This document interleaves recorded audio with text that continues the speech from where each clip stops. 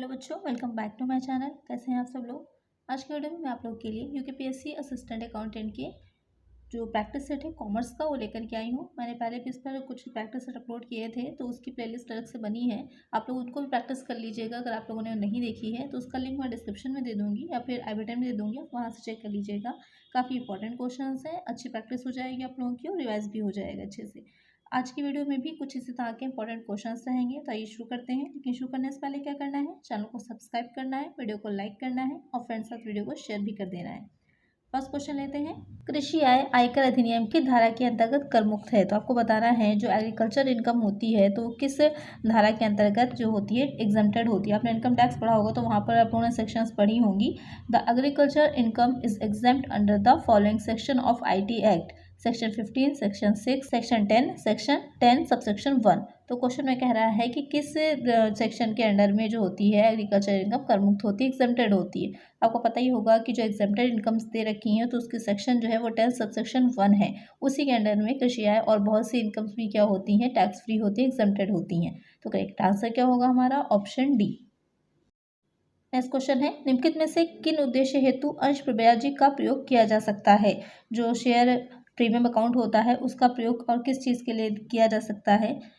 For which of the following purpose share premium can be used. In writing of the discount on debentures of the company, in writing of the preliminary expenses of the company, issuing bonus shares, all of the above। तो question में कह रहा है कि किसके लिए share premium की राशि का प्रयोग किया जा सकता है। तो यहाँ पर हम ऋणपत्रों पर छूट को अप्लाई करने के लिए भी इसका यूज़ करते हैं, कंपनी के प्रारंभिक व्यय को अप्लाई करने के लिए भी कर सकते हैं और बोनस और शेयरबन के लिए भी कर सकते हैं। इन तीनों ही दशाओं में हम शेयर प्रीमियम का यूज़ कर सकते हैं। करेक्ट आंसर होगा ऑप्शन डी।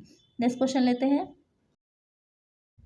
नेक्स्ट क्वेश्चन है, एक देश की आर्थिक प्रगति का उचित मापक होता है। यहाँ पर कहने का मतलब ये है कि किसी देश की इकोनॉमिक ग्रोथ को आप सही ढंग से कैसे माप सकते हैं।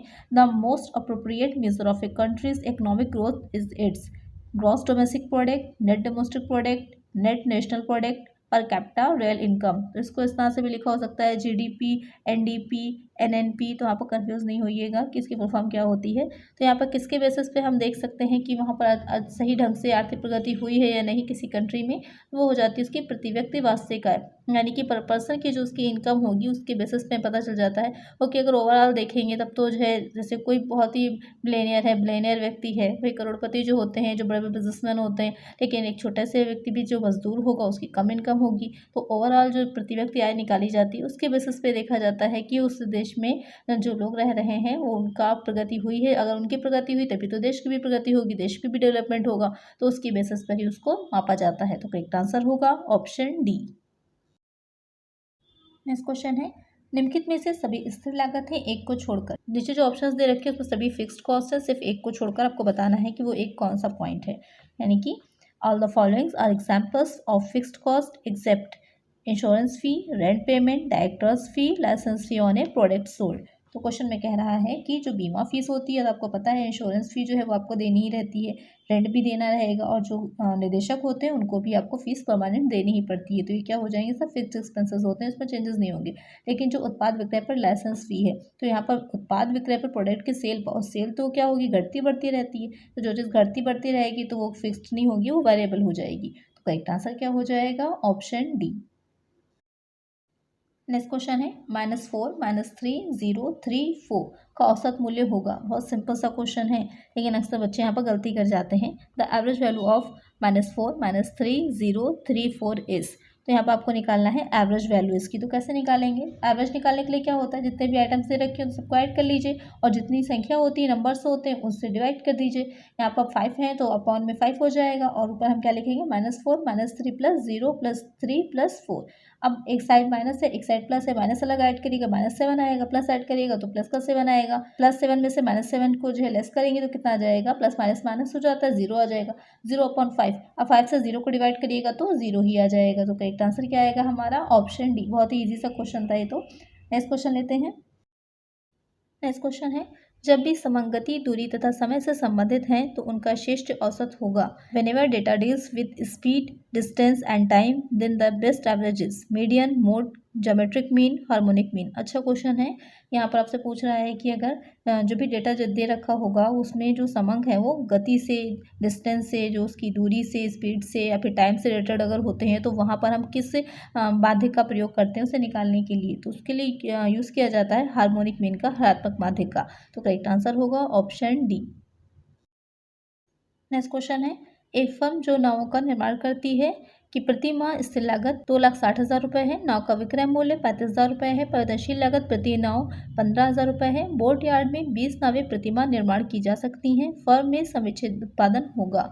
A firm which makes boats has fixed cost of ₹2,60,000 per month. The product sells for ₹35,000 per boat and variable cost of production is ₹15,000 per boat. The boat yard can manufacture 20 boats each month. What is the firm's break-even output? Cannot be worked out from the date. 13 boats, ₹45,000, 20 boats. Question में कह रहा है आपसे, थोड़ा confuse ना होइएगा, ध्यान से समझिएगा। आपको क्या निकालना है? समुचित उत्पादन निकालना है, बीईपी प्रोडक्शन निकालना है। ध्यान दीजिएगा, बीईपी प्रोडक्शन निकालने का सबसे पहले फॉर्मूला क्या होता है? फॉर्मूला हो जाएगा जो आपका बीईपी रेशियो निकालने का होता है, वही फॉर्मूला है फिक्स्ड कॉस्ट अपॉन जो आपका सी पर यूनिट है वो निकालना है आपको। तो यहाँ पर फिक्स्ड कॉस्ट कितनी है वो आपके क्वेश्चन में ऑलरेडी दे रखी है, 2,60,000 की। उसमें आपको कुछ नहीं करना, एज इट इज हमको लिख लेनी है। दूसरा जो चीज़ हमें निकालनी है, यहाँ पर निकालनी है हमको सी पर यूनिट निकालना है। सी पर यूनिट निकालने के लिए एक हमको पता होनी चाहिए कि जो सेल पॉइंट है यहाँ पर क्वेश्चन में आपके दे रखा है कितने का, 35,000 का दे रखा है, और हमको पता है वेरिएबल कॉस्ट। तो हम कंट्रीब्यूशन निकालने के क्या करेंगे, सेल में से हम वेरिएबल कॉस्ट को लेस कर देंगे, क्योंकि आपको पता होगा कंट्रीब्यूशन जो होता है, कंट्रीब्यूशन में दो चीज़ें ऐड होती हैं, एक फिक्स कॉस्ट, दूसरा प्रॉफिट। ये दो चीज़ें ऐड होती हैं। तो यहाँ पर हम इसको लेस कर देंगे, सेल में से हम वेरिएबल कॉस्ट को लेस करेंगे तो आ जाएगा हमारा 20,000। तो आपकी आ जाएगा कंट्रीब्यूशन। अब हम इसको डिवाइड कर देंगे तो कितना निकल के आ जाएगा हमारा 13 बोट्स, यानी कि 13 नावें। वही हो जाएगा हमारा करेक्ट आंसर, यानी कि बीईपी पॉइंट क्या हो जाएगा, 13 नावें। जब अगर हम 13 नावें बनाएंगे, 13 बोट्स को मैन्युफैक्चर करेंगे तो ना वहाँ पर हमें लॉस होगा ना ही प्रॉफिट होगा, वो हमारा बीईपी प्रोडक्शन हो जाएगा। तो करेक्ट आंसर होगा ऑप्शन बी। नेक्स्ट क्वेश्चन है, प्रसिद्ध पुस्तक सामान्य एवं औद्योगिक प्रबंध किसके द्वारा लिखी गई है? The famous book general and industrial management was written by Henri Fayol, Koontz and O'Donnell, Oliver Sheldon, Mary Parker Follett. तो यहाँ पर आपको बताना है कि जो सामान्य औद्योगिक प्रबंध पुस्तक है, बुक है, वो किसने लिखी है। आपको पता ही होगा ये बुक किसने लिखी है। बुक लिखी है हेनरी फ्योल ने। आपको पता ही है, मैनेजमेंट में आप लोगों ने पढ़ा होगा हेनरी फ्योल के बारे में कि काफ़ी इंपॉर्टेंट है। टेलर और हेनरी फ्योल हैं जो कि मैनेजमेंट में काफ़ी इंपॉर्टेंट है। तो एक आंसर क्या होगा, ऑप्शन ए। बुक्स आप लोग ज़रूर देख लीजिएगा, टेलर की है, हेनरी फ्योल की है। इसके अलावा और भी कुछ राइटर्स ऐसे हैं जिनकी बुक्स इकोनॉमिक्स में जैसे हैं, मार्शल हैं, एडम स्मिथ हैं, रॉबिन्सन हैं, इन सब की बुक्स देख लीजिएगा, इंपॉर्टेंट है। यहाँ पर करेक्ट आंसर होगा ऑप्शन ए।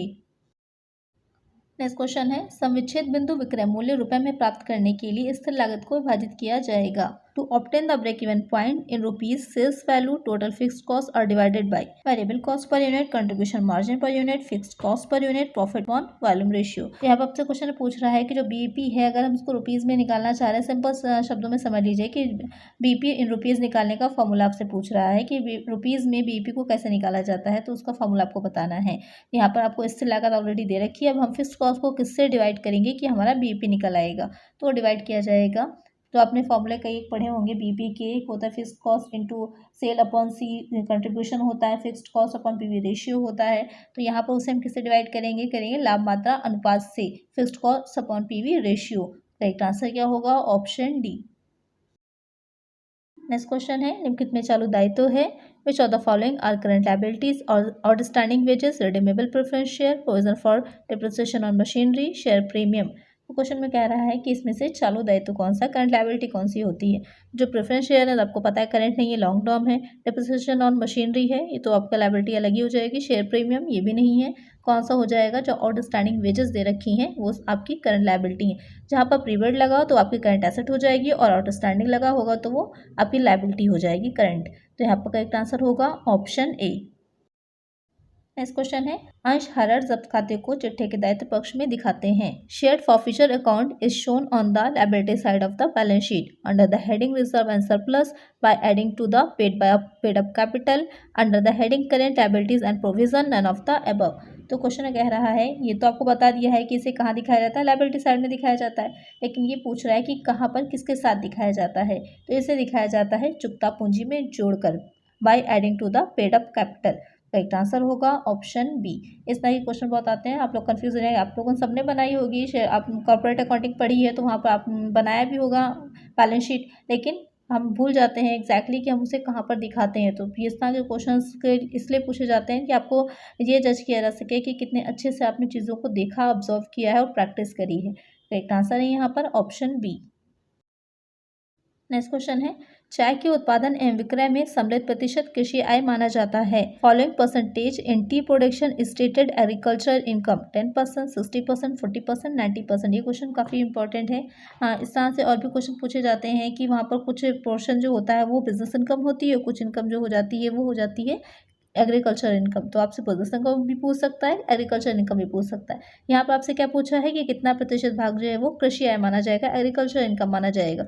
तो 60% जो होती है वो एग्रीकल्चर इनकम होगी और 40% क्या होगा, बिजनेस इनकम होगी। देखिए यहाँ पर दोनों ही दे रखे हैं कन्फ्यूज़ करने के लिए, आप लोग यहीं पर कन्फ्यूज़ हो जाएंगे। लेकिन यहाँ पर आंसर क्या होगा आपका 60%। करेक्ट आंसर होगा ऑप्शन सी। नेक्स्ट क्वेश्चन है, पूंजीगत व्ययों को आगम व्यय मानकर खाते में दिखाने से निर्माण होगा। Charging of capital expenditure to revenue results in secret reserve, revenue reserve, capital reserve, none of the above. Question कह रहा है कि जो पूंजीगत व्यय होंगे उनको आगम मान करके अगर हम जो है खातों में दिखा रहे हैं तो वहाँ पर क्या होगा, किस चीज़ का निर्माण होगा, गुप्त संचय का, आगम संचय या पूंजीगत संचय का। तो वहाँ पर क्या होगा, जो गुप्त संचय है उस जो सीक्रेट रिजर्व होता है उसका निर्माण होता है जब हम जो कैपिटल एक्सपेंडिचर होते हैं उनको रेवेन्यू एक्सपेंडिचर मान करके अकाउंट्स में दिखाते हैं। राइट आंसर होगा ऑप्शन ए। नेक्स्ट क्वेश्चन है, खुले बाजार की क्रियाएं हिस्सा हैं। Open market operation is part of income policy, fiscal policy, labour policy, credit policy. तो यहाँ पर क्वेश्चन में कह रहा है कि जो ओपन मार्केट की जो क्रियाएं होती हैं वो किसका हिस्सा होती हैं, तो वो हो जाती हैं साख नीति का, क्रेडिट पॉलिसी का। तो करेक्ट आंसर क्या होगा, ऑप्शन डी। इसके द्वारा क्या करते हैं, जो रिजर्व बैंक होता है या साख नीति के द्वारा देश में मुद्रा प्रसार की, मुद्रा संकुचन की जो स्थिति पैदा होती है, सिचुएशन बनती है, उस पर कंट्रोल रखता है। नेक्स्ट क्वेश्चन है, यदि वस्तु विक्रय लागत ₹1,20,000 है तो सकल हानि पर विक्रय दर 1/4 पर तो विक्रय की राशि बताइए। यहाँ पर आपको बताना है कि सेल्स की राशि कितनी आएगी अगर आप लोगों का, if the cost of goods sold in ₹1,20,000 the rate of cross is 1/4 on sales, the amount of sales is. बहुत ही ईजी सा सिंपल सा क्वेश्चन है, इसको जल्दी से मुझे कमेंट करके बताइए कि इसका करेक्ट आंसर क्या है। इसको नेक्स्ट वीडियो में मैं आप लोग को बताऊंगी कि इसका करेक्ट आंसर क्या है। नेक्स्ट क्वेश्चन है, अल्प पूंजीकरण का निवारण किया जा सकता है। Undercapitalisation can be remedied by issue of bonus shares, redemption of preference shares, redemption of debentures, redemption of interest on debentures. आपने पढ़ा होगा अति पूंजीकरण और कैपिटलाइजेशन और अंडर कैपिटलाइजेशन के बारे में। तो अगर अंडर कैपिटलाइजेशन की सिचुएशन होती है, यानी कि अंडर कैपिटलाइजेशन क्या होता है कि जितनी एसेट हमारे पास ऑलरेडी हैं लेकिन उससे कम जो वैल्यू है वो दिखा रहे हैं हमारी बुक्स, यानी कि जितनी एसेट है हमारे पास, सपोज कर लीजिए 1 लाख की एसेट है लेकिन आपके जो बुक्स हैं वहाँ पर वो 80,000 या 70,000 की एसेट शो कर रहा है, वो हो जाता है अल्प पूंजीकरण आपका। और इसके अपोजिट हो जाएगा कि जितनी हमारे पास एसेट है उससे ज़्यादा हमारी बुक्स जो है वो दिखा रही हैं, तो वो हो जाएगा अति पूंजीकरण। तो यहाँ पर कह रहा है कि अगर अल्प पूंजीकरण है तो उसका निवारण कैसे करें, बोनस अंश को निर्मित करें, प्राधिकार अंशों का शोधन करें, ऋण पत्रों का शोधन करें, ऋण पत्रों पर ब्याज का भुगतान करके। तो वहाँ पर हमें क्या करना चाहिए, बोनस अंशों को निर्मित करना चाहिए, तो उससे हम अपने जो अल्प पूंजीकरण है उससे रिकवर कर सकते हैं। राइट आंसर क्या होगा, ऑप्शन ए। नेक्स्ट क्वेश्चन है, यदि औसत लागत गिर रही है तो if average cost is falling then marginal cost is rising, marginal cost is falling, marginal cost is equal to average cost, it is impossible to tell if marginal cost is rising और falling. Question में कह रहा है कि अगर औसत लागत average cost जो होगी वो गिर रही होगी तो क्या होता है, वहाँ पर सीमांत लागत बढ़ती है, घटती है, सीमांत लागत औसत लागत के बराबर होती है। ये कहना ही असंभव है कि सीमांत लागत बढ़ रही है या गिर रही है। तो ऐसे स्थिति में क्या होता है, आपने फिगर देखा होगा, सीमांत औसत लागत क्या होती है, जब गिर रही होती है तो सीमांत लागत उससे तेज़ी से गिरने लगती है और एक पॉइंट आता है जहाँ पर वो एक दूसरे को काटती है। काटने के बाद क्या होगा कि जो औसत लागत है ऊपर उठना शुरू हो जाती है, लेकिन सीमांत लागत क्या होगी, उससे तेज़ी से ऊपर उठने लगती है। तो यहाँ पर क्या होगा कि अगर औसत लागत गिर रही होगी तो सीमांत लागत भी घटेगी। तो करेक्ट आंसर क्या होगा, ऑप्शन बी। नेक्स्ट क्वेश्चन है, एक्स लिमिटेड ने भूमि एवं भवन ₹28,80,000 में खरीदे तथा इसके बदले में उसने ₹100 मूल्य के ऋण पत्र 4% छूट पर निर्मित किए। निर्मित ऋण पत्रों की संख्या क्या होगी। आपको बताना है कि नंबर ऑफ डिबेंचर्स कितने इशू किए गए हैं, उसके numbers. X limited purchase land and building worth ₹28,80,000 and in lieu issued debentures of ₹100 each at a discount of 4%. What is the number of debentures issued. तो आपको बताना है कि जो डिबेंचर इशू किए गए हैं कितने इशू किए गए हैं। इसके लिए क्या करना है, हमको एक डिबेंचर की वैल्यू निकालनी है। एक डिबेंचर की वैल्यू 100 जो दे रखी है, लेकिन यहाँ पर एक चीज़ ध्यान देखिएगा, इशू ऑफ शेयर्स पर क्या किया गया है, छूट दी गई है। छूट कितनी की दी गई, 4 रुपये की दी गई डिस्काउंट, उसको हम लेस कर देंगे तो कितने पर किया गया, 96 पर किया गया है। अब कितना टोटल वैल्यू दे रखी है, 28,80,000, 28,80,000 बट अपॉन हो जाएगा आपका 96, कितना आ जाएगा 30,000। कन्फ्यूज करने के लिए देखिए 28,800 का आंसर भी दे रखा है कि आप लोग सीधे सीधे क्या करेंगे, 100 से अगर डिवाइड कर देंगे तो आपका आंसर 28,800 आ जाएगा। लेकिन यहाँ पर हमको जो डिस्काउंट है उसको लेस कर देना है। एक्चुअल वैल्यू कितने पर किए गए थे, 96 पर किए गए थे, क्योंकि 4 रुपये तो छूट दे दी गई थी, डिस्काउंट दे दिया गया था। तो कितना आ जाएगा, टोटल नंबर ऑफ डिबेंचर्स 30,000। तो करेक्ट आंसर क्या होगा, ऑप्शन बी। नेक्स्ट क्वेश्चन है, निम्नलिखित में से कौन सा समीकरण सही है। Which of the following equation is correct. Opening stock plus closing stock minus purchase is equal to cost of goods sold. यहाँ पर आपको मेनली दे रखा है कॉस्ट ऑफ गुड्स सोल्ड का फॉर्मूला। आपको ये बताना है कि इसमें से कौन सा फॉर्मूला करेक्ट है। Opening stock plus purchase minus closing stock is equal to cost of goods sold. Purchases plus closing stock minus opening stock is equal to cost of goods sold. Closing stock minus purchases minus opening stock is equal to cost of goods sold. आपको याद होगा कि जब हम opening stock में purchases को add कर देते हैं और क्लोजिंग स्टॉक को लेस कर देते हैं तो हमारी क्या निकल आती है, कॉस्ट ऑफ गुड्स सोल्ड निकल के आती है। बस हमें वही ढूंढना है। इसमें से कौन में दे रखा है कि आपका ओपनिंग स्टॉक में परचेज को ऐड किया है, माइनस किया क्लोजिंग स्टॉक में, तो ऑप्शन बी जो दे रखा है वहाँ पर ओपनिंग स्टॉक को परचेज में ऐड किया गया है और क्लोजिंग स्टॉक को उसमें से लेस कर दिया गया है। वही आप लोग का करेक्ट आंसर हो जाएगा। तो करेक्ट आंसर होगा ऑप्शन बी। नेक्स्ट क्वेश्चन है, प्रबंध द्वारा नियंत्रण का कार्य निम्नलिखित में से किसके बिना संभव नहीं है। Control function of management can not be perform without planning, organising, staffing, motivation. तो यहाँ पर क्वेश्चन में पूछ रहा है कि जो कंट्रोल होता है किसके बिना मैनेजमेंट नहीं कर सकता। तो आपको पता होगा कंट्रोल के साथ साथ क्या चलता है, प्लानिंग। जब प्लानिंग अच्छी होगी तभी तो हम कंट्रोल भी कर पाएंगे। तो इसलिए प्लानिंग के बिना कंट्रोल नहीं किया जा सकता मैनेजमेंट के द्वारा। तो एक आंसर क्या होगा, ऑप्शन ए। आज की वीडियो में इतना ही। आई होप आपको वीडियो अच्छी लगी होगी। अगर वीडियो अच्छी लगी है, क्वेश्चंस अच्छे लगे हैं तो वीडियो को लाइक ज़रूर करिएगा और चैनल को सब्सक्राइब नहीं किया है तो सब्सक्राइब जरूर करिएगा और फ्रेंड्स से वीडियो को शेयर भी कर दीजिएगा। मिलते हैं नेक्स्ट वीडियो में। Thank you.